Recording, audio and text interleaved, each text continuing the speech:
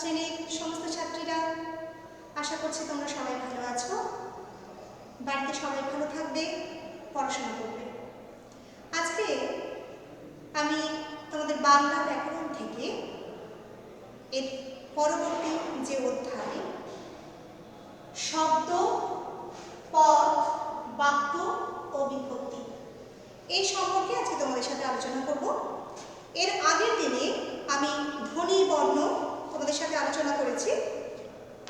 আজকে শব্দ, পদ, বাক্য ও বিভক্তি সম্পর্কে তোমাদের সাথে আলোচনা করব। তাহলে প্রথমেই দেখো শব্দ।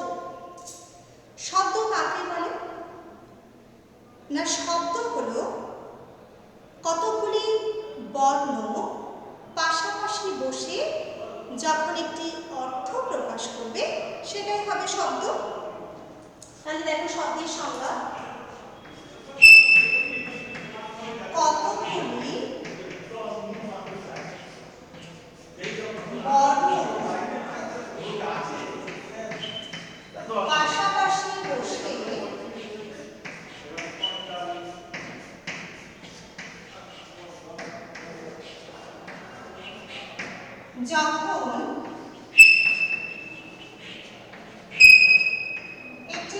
একটি অর্থ প্রকাশ করে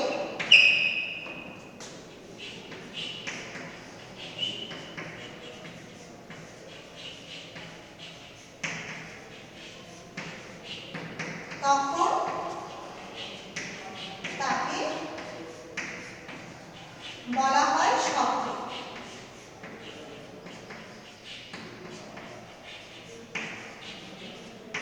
দেখো শব্দের সংজ্ঞা, কতগুলি বর্ণ পাশাপাশি বসে যখন একটি অর্থ প্রকাশ করে তখন তাকে বলা হয় শব্দ।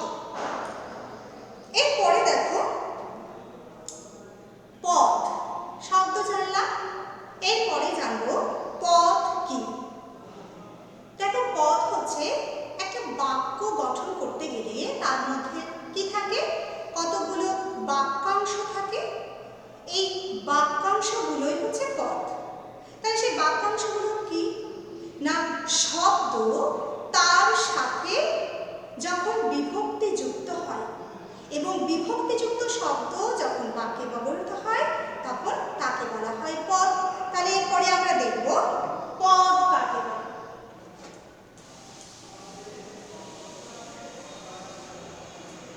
পদ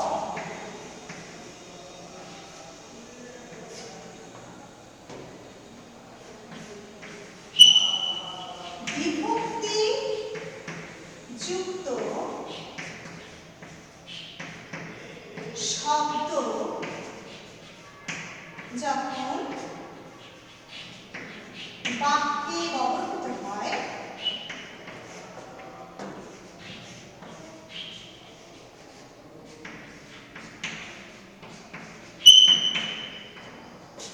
তখন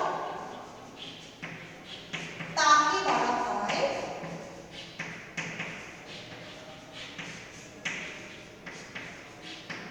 পদ। ঠিক আছে, তাহলে শব্দ যখন বিভক্তি যুক্ত হয়, বাক্যে ব্যবহৃত হয়, সেই বাক্যের একটা একটা অংশকেই বলা হয় পদ। তাহলে বিভক্তিযুক্ত শব্দ যখন বাক্যে ব্যবহৃত হয় তখন তাকে বলা হয় পদ।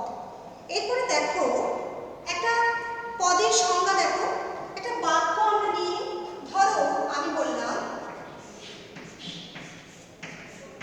আমি আম খেতে ভালোবাসি।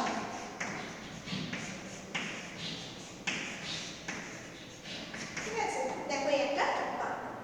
এর মধ্যে কি আছে না, এই যে আমি, এটা হলো একটা পদ।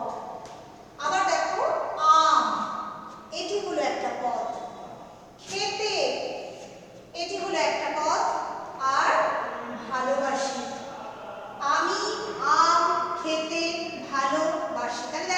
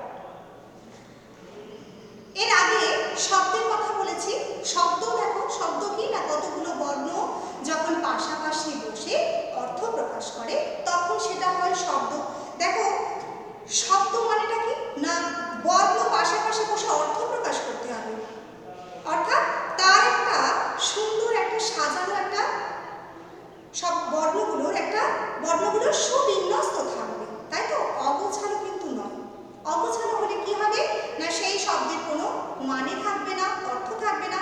আর অর্থহীন বর্ণ পাশাপাশি বসে সেটা যদি কোনো অর্থ প্রকাশ না করে, অর্থহীন শব্দ কিন্তু শব্দের মর্যাদা পাবে না, সেটা কিন্তু যুক্তিসঙ্গত নয়। তারপরে দেখো এবার আমরা যাব বাক্য। তাহলে বাক্য কাকে বলে?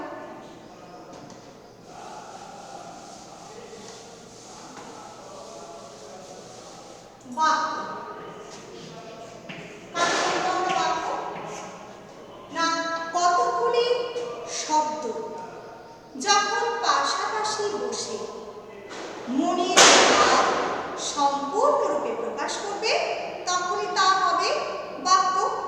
দেখো, মনের ভাব প্রকাশক অর্থপূর্ণ পদ সমষ্টি, বাক্যের মধ্যে থাকে পদ, আমি বলেছি।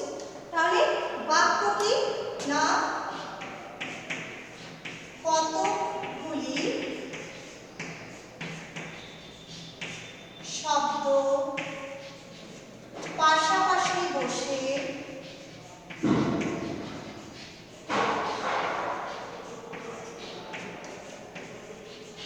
যখন মনের ভাব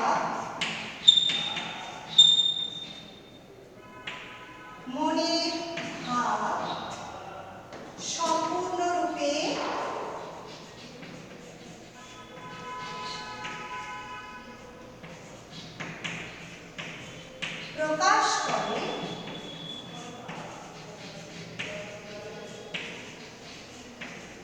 প্রকাশ করে তখন তাকে বলা হয় বাক্য। তখন সেই অর্থপূর্ণ পদ সমষ্টি বলতে পারো বা শব্দ সমষ্টি বলতে পারো, তখন সেই অর্থপূর্ণ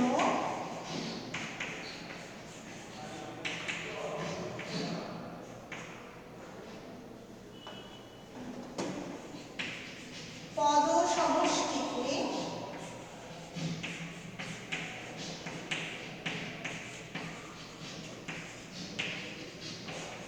বলা হয় বাক্য। তাহলে এখানটা আমরা শব্দ না লিখে পদও বলতে পারি। তাহলে কতগুলি পদ পাশাপাশি বসে যখন মনের ভাব সম্পূর্ণরূপে প্রকাশ করে তখন সেই অর্থপূর্ণ পদ সমষ্টিকে বলা হয় বাক্য। যেহেতু এর আগে আমরা জেনে নিয়েছি পদ কাকে বলে, না শব্দের সঙ্গে বিভক্তিযুক্ত হয়, দিয়ে বাক্যে ব্যবহারের উপযুক্ত হয়। তাহলে কতগুলি পদ পাশাপাশি বসে যখন মনের ভাব সম্পূর্ণরূপে প্রকাশ করে তখন সেই অর্থপূর্ণ পদ সমষ্টিকে বলা হবে বাক্য। দেখো, তাহলে এই বাক্য গঠিত হতে গেলে তার কিন্তু কতগুলো নিয়ম আছে। যেমন ধরো, হয়তো বাক্যের মধ্যে কি থাকে পদ সমষ্টি, সেই পদগুলোর অর্থ থাকছে, ঠিক আছে, কিন্তু সেই পদগুলো যদি পরপর অর্থ অনুসারে সুবিন্যস্ত না থাকে, এলোমেলো ভাবে থাকে, তাহলে কিন্তু তা বাক্যের মর্যাদা পাবে না। অর্থাৎ কি, বাক্য গঠিত হতে গেলে যে শব্দগুলো থাকছে, বাক্যের মধ্যে যে পদগুলো থাকছে, সেগুলোকে ঠিকঠাকভাবে সাজাতে হবে এবং তার দ্বারা মনের ভাবটা প্রকাশ পেতে হবে, নইলে কিন্তু সেটা বাক্যের মর্যাদা পাবে না। ধরো, এই যে আমি একটা বাক্য বলেছিলাম এর আগে, আমি যেমন, আমি বললাম আমি খেতে আম ভালোবাসি, ঠিক আছে। হয়তো আমি বললাম আমি খেতে আম ভালোবাসি, এটা কিন্তু একটা বাক্য হলো না। কেন না, বাক্যের মধ্যে যে পদগুলো রয়েছে সেগুলো অর্থ অনুসারে পরপর কিন্তু সাজানো নেই। তাহলে কি হয়েছে না, এটা বাক্য গঠনের শর্ত পূরণ করতে পারেনি।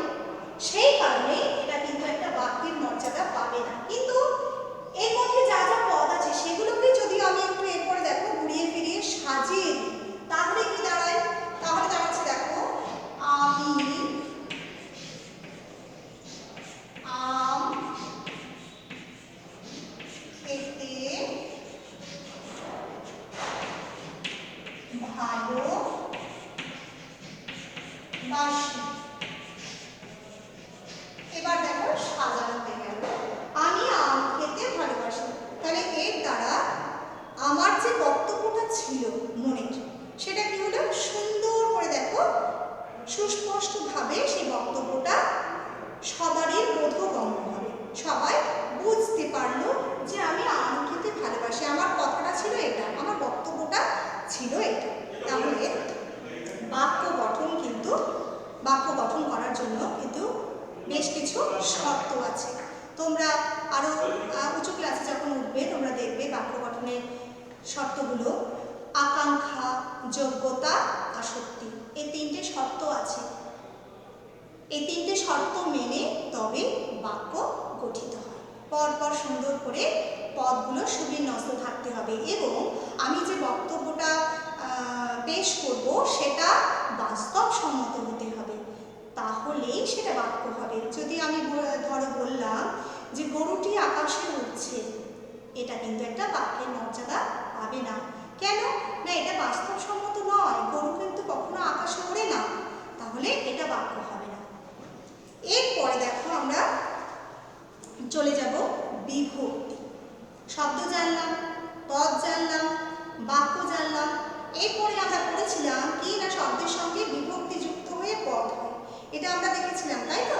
তাহলে সেই বিভক্তিটা কি, এরপর সেই বিভক্তিটা আমাদেরকে জানতে হবে।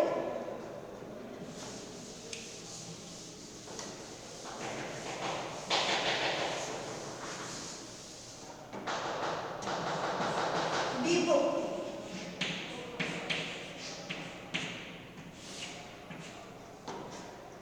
তাই দেখো, বিভক্তি হচ্ছে কিছু বর্ণ বা বর্ণ সমষ্টি। বিভক্তিগুলো কি না, কিছু বর্ণ বা বর্ণ সমষ্টি যেগুলি শব্দের সাথে যুক্ত হয়ে পদ গঠন করে।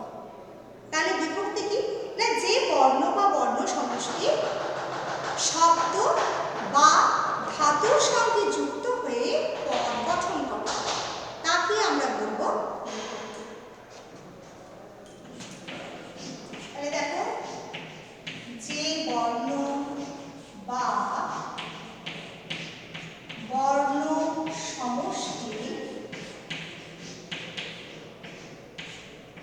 শব্দ বা ধাতুর সাথে যুক্ত হয়ে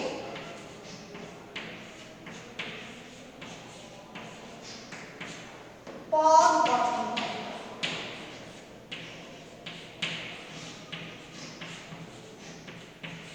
তাকে বলা হয় বিভক্তি। তাই তো, তাকে বলা হবে বিভক্তি।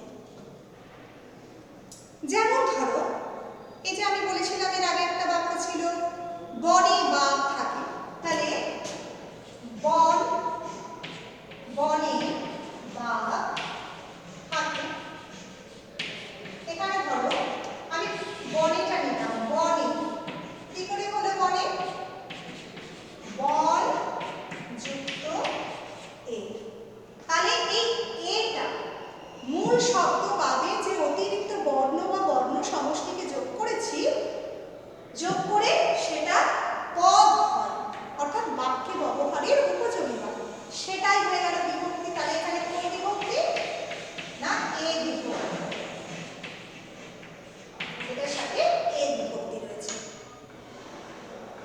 এরপরে দেখো, শব্দ জেনেছি, পদ জেনেছি, তাহলে শব্দ কি আর পদ কি সেটাও জেনেছি। তার থেকে শব্দ আর পদের মধ্যে কিছু তো পার্থক্য রয়েছে, তাহলে সেই পার্থক্যটা একটু সূক্ষ্ম করে দেখে নেব। শব্দ আর পদের পার্থক্য কি, ধরো দেখো আমি লিখছি শব্দ আর পদ, শব্দ আর দিলাম দেখো পদ। তাহলে শব্দ কি বলেছিলাম না, শব্দ হচ্ছে কতগুলো বর্ণ সমষ্টি যেগুলো পাশাপাশি বসে, কতগুলো বর্ণ পাশাপাশি বসে মনে একটা অর্থ প্রকাশ করে, কতগুলো বর্ণ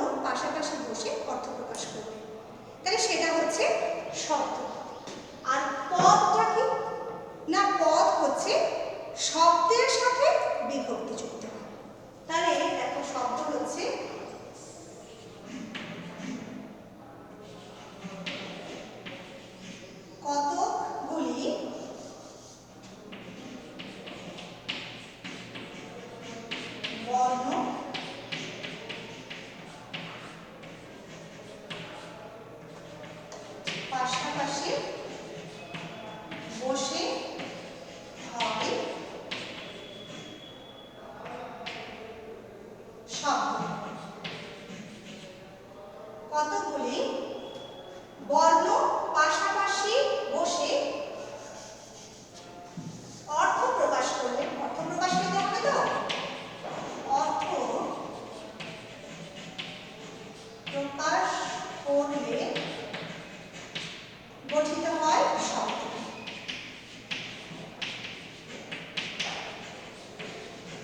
এটা লিখলাম। আর পদের ক্ষেত্রে কি লিখব না,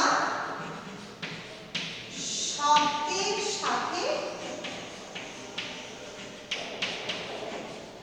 বিভক্তি যুক্ত হলে হয় পদ। শব্দের সাথে বিভক্তি যুক্ত হলে হয় পদ। তাহলে এটা দেখো বাক্যে ব্যবহারের উপযুক্ত হয়, তাই তো? কতগুলি বর্ণ পাশাপাশি বসে অর্থ প্রকাশ করলে গঠিত হয় শব্দ, আর শব্দের সাথে বিভক্তি যুক্ত হলে কি হয় না পদ হয়। এরপরে দেখো অনুসর্গ। এটা অনুসর্গটা কি, এটা কিন্তু খানিকটা বিভক্তির মতো। এগুলো অনুসর্গটা কি না বিভক্তি নয়, অথচ তার কাজটা কিন্তু কিছুটা বিভক্তির মতো, যেগুলো কিন্তু বাক্যে ব্যবহৃত হয়। তাহলে অনুসর্গ দেখো বিভক্তি নয়, অথচ যে পদগুলি শব্দের পরে বসে বিভক্তির মতো কাজ করে তাকে বলা হচ্ছে অনুসর্গ। অনুসর্গগুলো কি কি?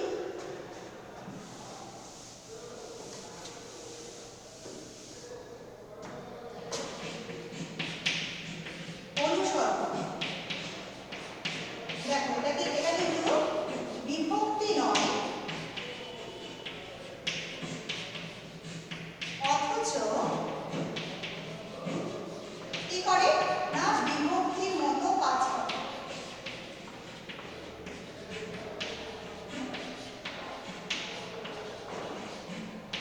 কাজ করে, বিভক্তি নয় অথচ বিভক্তির মতো কাজ করে, তাকে বলা হচ্ছে অনুসর্গ। তাহলে কিছু বর্ণ সমষ্টি যেগুলো শব্দের পরে আলাদাভাবে বসে বিভক্তির মতো কাজ করে তাকে বলা হবে অনুসর্গ। যেমন ধরো মতো, থেকে, মাঝে, পানি ইত্যাদি আরো অনেক আছে। এগুলো হচ্ছে অনুসর্গ। এই অনুসর্গগুলো দেখো বিভক্তি কিন্তু শব্দের সাথে একসাথে জুড়ে গিয়ে বসে, আর বিভক্তি হচ্ছে তার কিন্তু কোনো অর্থ নেই, অর্থহীন বর্ণ।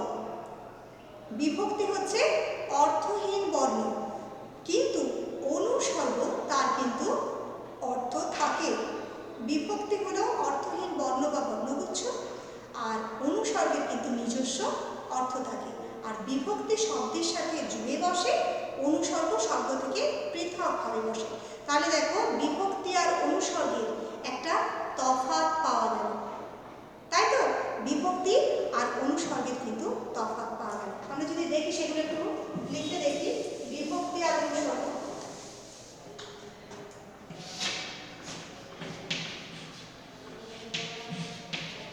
বিভক্তি অনুসর্গ,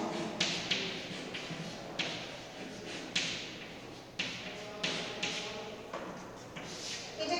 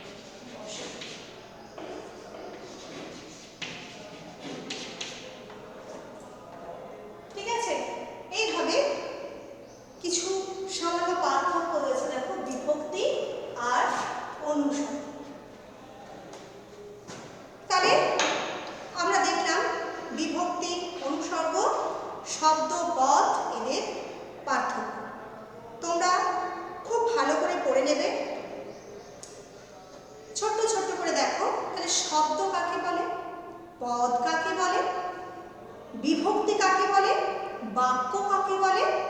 অনুসর্গ শব্দপদের পার্থক্য, বিভক্তি অনুসর্গের পার্থক্য। আর এই যে বিভক্তি, এটা কত রকমের? না, বিভক্তিটা দু রকমের, শব্দ বিভক্তি আর কি না ধাতু বিভক্তি। ঠিক আছে, শব্দ বিভক্তি আর ধাতু বিভক্তি বা ক্রিয়া বিভক্তি। তাহলে এটা একটু দেখে নিই। বিভক্তি দুই রকমের,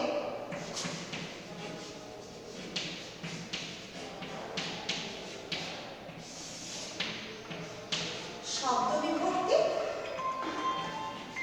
শব্দ বিভক্তি আর একটা হচ্ছে ক্রিয়া বিভক্তি, ক্রিয়া বিভক্তি বা এটা হচ্ছে ধাতু বিভক্তি। শব্দ বিভক্তি শব্দের সাথে যুক্ত হয় আর ক্রিয়া বিভক্তি হচ্ছে ক্রিয়াপদের সাথে বা ধাতুর সাথে যুক্ত হয়। যেমন ধরো আমি যদি বলি বসে, বসে, তাহলে এটাতে কি হবে না বস যুক্ত এ, তাহলে এটা হচ্ছে ধাতু তার সাথে বিভক্তি, তাহলে এটা হয়ে যাবে ক্রিয়া বিভক্তি। ঠিক আছে, এটা হয়ে গেল ক্রিয়া বিভক্তি। ধরো আমি বললাম থাকে, বনে বাঘ থাকে, যেটা ছিল সেখানে ধরো থাকে।